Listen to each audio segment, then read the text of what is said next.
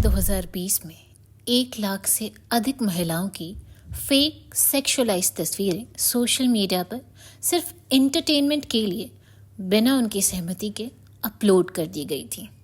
आलिया भट्ट और रश्मिका मंदाना के sexualise deep fake video हाल फिलहाल ही हमें देखने को मिले। इस डिजिटल दौर में लिंग आधारित गलत सूचनाएं आज हमारे सामने एक बड़ी चुनौती बनकर खड़ी हैं। हर दिन इस चुनौती का एक नया रूप हमें देखने को मिलता है।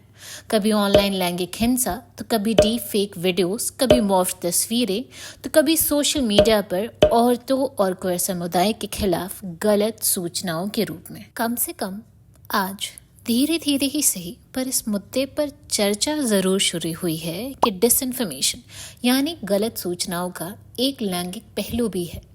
लिंग आधारित गलत सूचनाओं की अपनी इस खास सीरीज में अब तक हमने इस मुद्दे से जुड़े कई अहम पहलुओं पर बात की है, लेकिन आज हम इस वीडियो में चर्चा करेंगे कि आखिर लिंग आधारित गलत सूचनाओं की समस्या का हल क्या है। लिंग आधारित गलत सूचनाओं के निशाने पर हमेशा से ही महिला पत्रकार, नेता, एक्टिविस्ट, सोशल मीडिया पर मुखर महिलाएं रही हैं।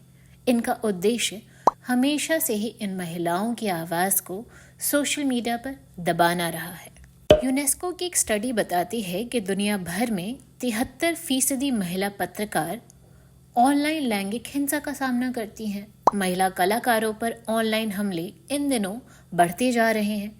महिला नेताओं को आए दिन हत्या और रेप की धमकियों का सामना करना पड़ता है। ऑनलाइन प्लेटफॉर्म्स पर होने वाली इस हिंसा और गलत सूचनाओं का नतीजा हमें यह देखने को मिलता है कि महिलाएं और हाशिए के जेंडर से आने वाले लोग या तो खुद को सेंसर कर लेते हैं या फिर हमेशा के लिए सोशल मीडिया छोड़ देते हैं। ज़रूरी है लिंग आधारित गलत सूचनाओं की पहचान।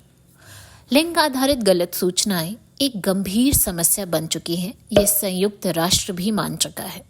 इन गलत सूचनाओं के जड़ में पितृसत्तात्मक सोच ही है। ये गलत सूचनाएं लैंगिक समानता को बढ़ावा देने वाली सोच के खिलाफ होती हैं।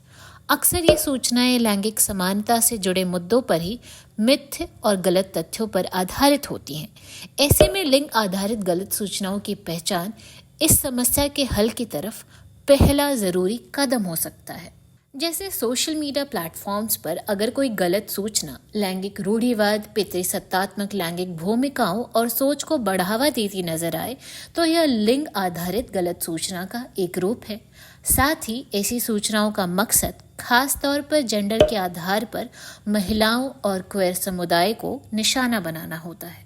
लिंग आधारित गलत सूचनाओं की पहचान ऐसे भी की जा सकती है कि ये सूचनाएं अलग अलग जेंडर से आने वाले लोगों को कैसे प्रभावित कर रही हैं या भविष्य में कर सकती हैं।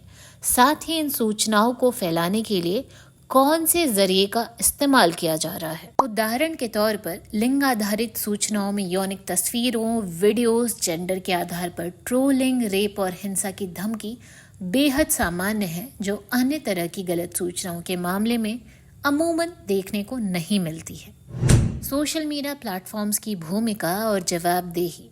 30 अलग अलग देशों की 100 से अधिक महिला नेताओं ने फेसबुक को एक चिट्ठी लिखी थी। इस चिट्ठी में अमेरिकी नेता जैकी स्पियर ने इन सभी नेताओं की तरफ से लिखा था कि फेसबुक को लिंग आधारित गलत सूचनाओं को बढ़ावा देना बंद करना चाहिए।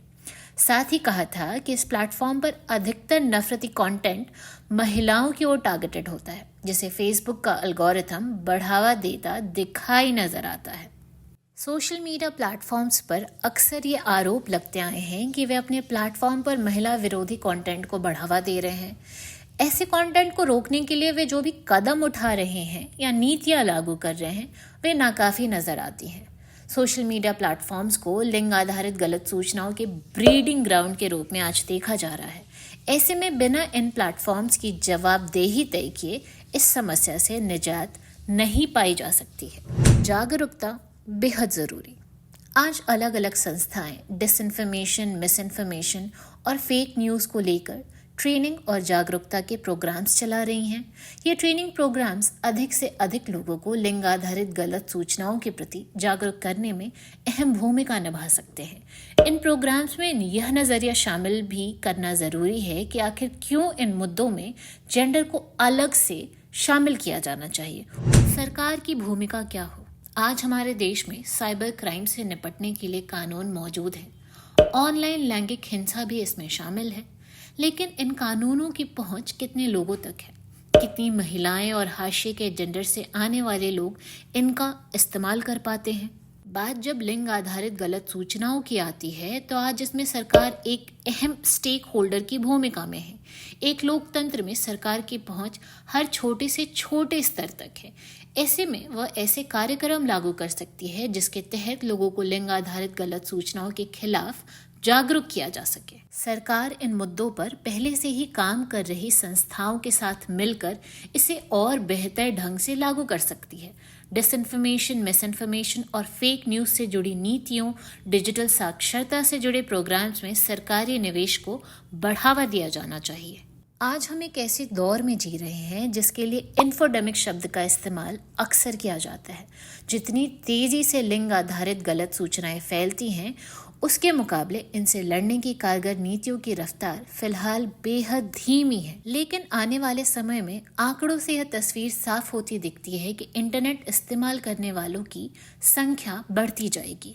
ऐसे में लिंग आधारित सूचनाओं जैसी समस्याओं के समाधान के बिना हम इन नए यूजर्स, जिसमें महिलाएं और हाशिए के जेंडर के लोग भी शामिल हैं, उन्हें सुरक्षित कैसे कर पाएंगे? यह वीडियो हमारी एक खास वीडियो सीरीज का हिस्सा है जहां हम जेंडर बेस्ड डिसइंफॉर्मेशन यानी लिंग आधारित गलत सूचनाओं के अलग अलग पहलुओं को आप तक लाते हैं। हम आगे इससे जुड़े और भी ज़रूरी विषयों पर बात करेंगे, इसीलिए जुड़े रहे हमारे साथ। इस वीडियो को लाइक करें, शेयर करें और साथ ही हमारे YouTube channel feminism in India Hindi को सब्सक्राइब करना ना भूलें।